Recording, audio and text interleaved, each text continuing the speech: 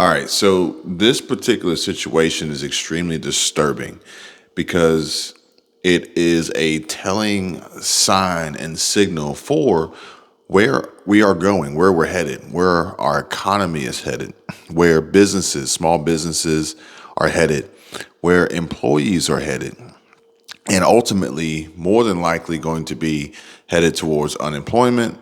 And we're going to see a huge, drastic change in our economy as we are in a recession. President Biden doesn't want to admit to it, but we are in a recession. And there's headlines out there, which we're going to get into in future videos. But Bank of America, JP Morgan Chase, these big banks, they are concerned. We're seeing the housing market pull back. We're seeing buyers backing out of contracts. We've seen a pullback and slowdown in housing purchases and housing sales, real estate sales, again for another month. And the confidence of the consumer is down. Inflation is up. And this is a battle that we're having. It's a fight. Well, we went to get something to eat today, and I want to preface this with we are in a relatively tourist type vacation area. So what happens here may not be exactly what happens everywhere else because where we are, it's seasonal. And once the tourist crowd kind of leaves for the end of the season, then businesses will either close or they'll have to make adjustments to account for the reduction of traffic, foot traffic, and ultimately sales and revenue and profits. But I don't think that this particular situation had anything to do with where we are and then the tourist aspect of it because I spoke to the employee at this particular restaurant and I had a conversation with them, and they didn't make it seem like this is normal. They made it seem like, hey, this is out of the ordinary. This is new to you. It is new to us as well. And ultimately, we're very concerned. She was speaking pretty much for like everybody there. We're very concerned for the future of our jobs, but more so just the future in general, because it's not just going to be one company that goes down. It's not going to be one industry that goes out, that gets wiped out and shut down completely. It's going to be everybody. Like everybody's going to feel the pain. Everybody's going to take a hit. And so let me just explain to you what happened. We are walking into this restaurant and we're walking in and there's no customers in there. There's 2 or 3 employees behind the glass. And we were going in there to get a sandwich. And we were just going in to get one sandwich. My kid wanted a sandwich. So there was no customers in there. So granted, here where we are, maybe that's normal for the location, but there was no customers in there. So if it's me and I work somewhere, especially today, if I work anywhere and I'm expecting foot traffic and walk-ins and customers to come in and buy stuff, and I'm working and I don't have customers, I don't have a rush, I don't have a line, I don't have to-go orders, things like that. I don't have Grubhub, Uber Eats, Postmates that I need to put together. I'm going to be a little concerned. I'm going to be a little concerned because eventually, if that continues, I know I'm going to be out of a job, plain and simple. And then if that's the case, it's like, if I'm going to be out of a job, where am I going to go? What am I going to do? How am I going to pay my bills? But there's no customers. And then they go to proceed to make the sandwich. And, it's all said and done. I did not, I'm not going to say I did not pay attention to how much this sandwich cost before it was done. And I'm just going to say that this sandwich was twice as expensive as it used to be in the past. Twice. A 100% inflation on this sandwich. It is the same sandwich. It just costs twice as much. Then when you factor in the chips and the drink for like the combo meal, it was honestly, we probably could have went to Longhorn and got a steak dinner entree for the same price of this little sandwich combo deal. And I don't even know if it was a foot long. I have to see if it was a foot long. If it wasn't a foot long, that means there's a 200% increase in the price. So, but I'm not going to say the name of the restaurant. But anyway, so I'm talking to the employee because I'm like, hey, this after we get it checked out, I'm looking at it. I'm like, what is going on here? Because this is ridiculous. And they're like, yeah, we know, that's just, it's the price. It's the price. We don't set the price. We just work here and we've seen the prices going up and they're just continuously going up. And I'm like, well, do y'all normally have customers? And they were like, no, not really. We're not really busy like we used to be. And so the question that immediately pops in my head is, who does this hurt more? Does this hurt the consumer more because everything you want, everything you need now costs more money? Or does it hurt the business more because you have reduced traffic, you have reduced customers, you have reduced volume of sales, you have a reduction in revenue, you have an increase in probably costs, and now you have a reduction in revenue, increased costs. So ultimately, you're making less money. You're not making as much profit. You're going to have a reduction in profit, maybe even operating out of a loss, depending on the situation. Because if you got two employees, you got utilities, you got the ingredients, you got the rent, lease payment, and you don't have customers, then you're probably operating out of a loss for that day if you're not making enough just to even break even. So the question is who does it hurt more, the consumer or the business? Because as a consumer, I'm saying to myself, certain things cost more and they're necessities and you kind of can't go without them. So you have to buy them. You can try to find bargains and savings and things like that and be frugal and stretch things. But for the most part, you're going to have to buy certain things like gas, diesel. Even if you drive an electric vehicle, you're going to have to charge it. You have to buy food. You don't have to buy certain kinds of food, but you still have to buy food, water. You're going to have some other monthly reoccurring expenses, rent, mortgage, insurance, utilities. So there's certain things you have to buy, plain and simple. But then it's like even those things you have to buy, for instance, food, you can pick and choose where you want to get it or what kind you want to get or how much you want to get or anything like that. So as a business, then it's like, well, we have to charge more because we have less people buying. The middle class is getting wiped out. The working class poor can't afford to come eat here. And inflation is just running wild. There's no end in sight. President Biden, Jerome Powell, Mitch McConnell, Nancy Pelosi, none of these jokers have a clue as what's going on. And we're just taking it on the chin, left and right, trying to survive here. Meanwhile, this Inflation Reduction Act passes and it's just a joke. It's just a straight up joke. It's a slap in the face just to push some other agenda. But I talked about that on a different video. Go check it out. But at the end of the day, the businesses are saying, well, we have to charge more because if we don't charge more, then we're definitely not going to make enough money because everything costs more for us to exist. Everything costs more for us to operate. And we have to charge more to have a chance at producing some form of profit. But we're also seeing less traffic. We're seeing less sales, less customers, less revenue. So now we got to charge even more because each sale matters more. If you need to make X amount of sales, let's just say you need to make 1,000 sales in a time period, and you used to be able to do that. Now you have a reduction in sales, you have a reduction in traffic, a reduction in revenue, whether it be because people can't afford it anymore, which is a common occurrence right now, or they're just choosing not to buy it.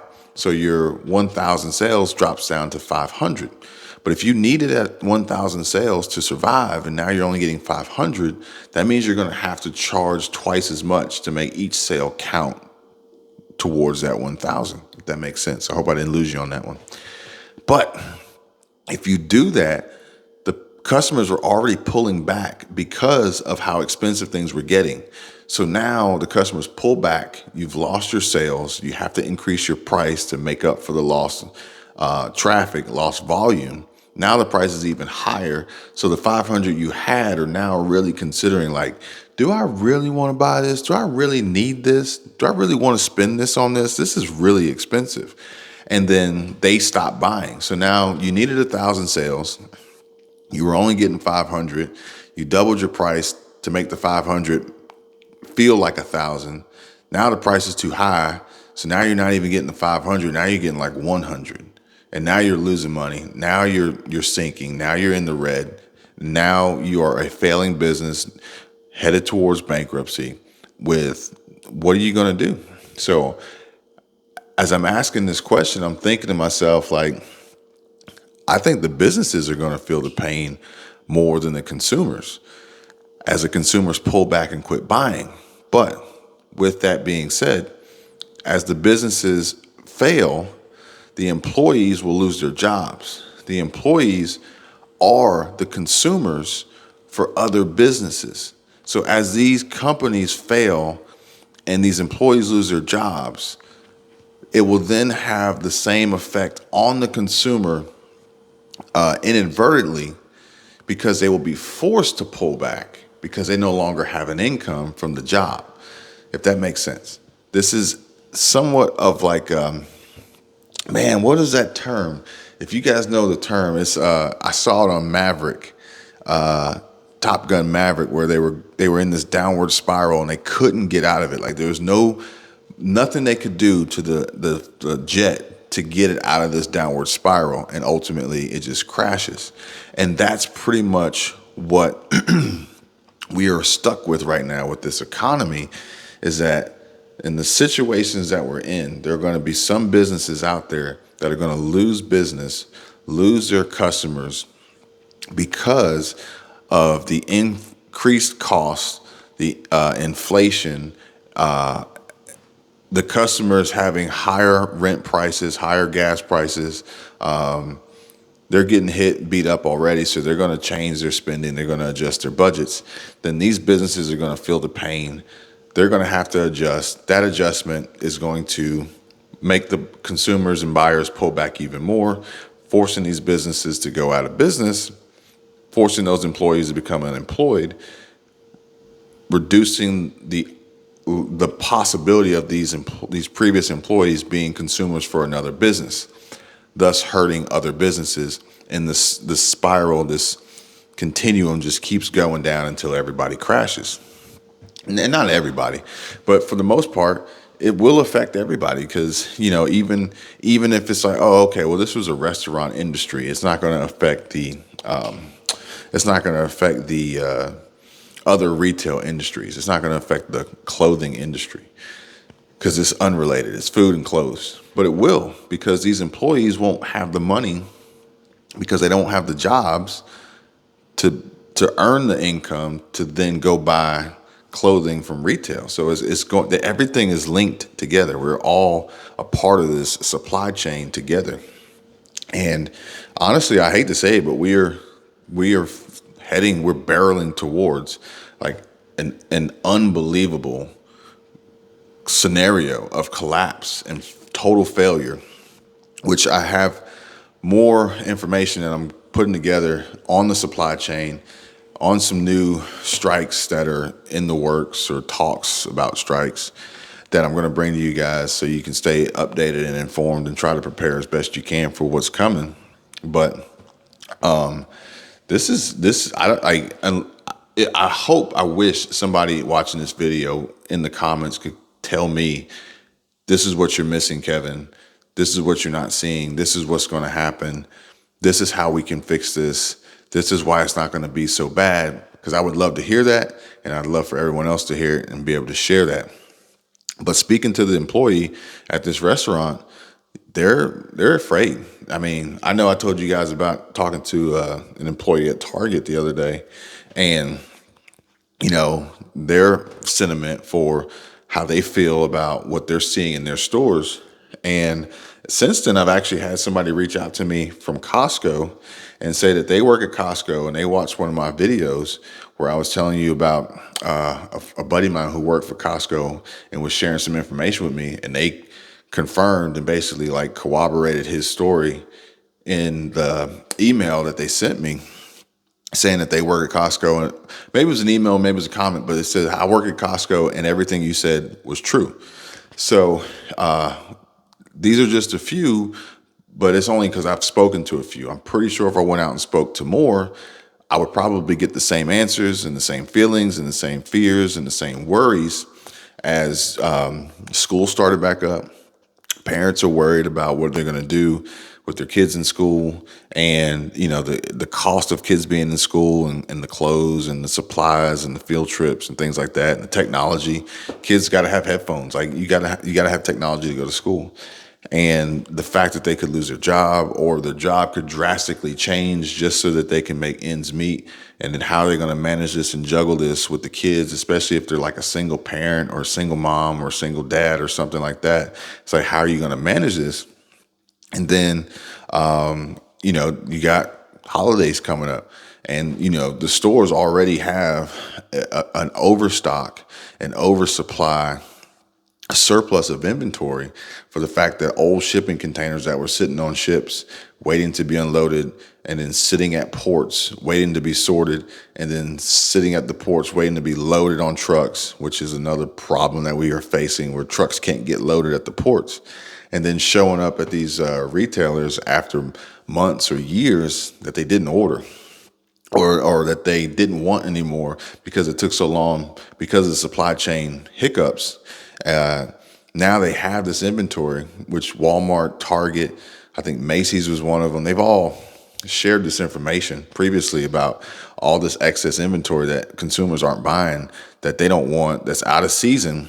But now we're kind of coming back into season of these items, and you're going to start seeing holiday seasonal goods show up even faster because they're already at the stores and they need to get rid of them. They don't have anywhere to put them, anywhere to store them. They need to get rid of them. So, this is August, probably September.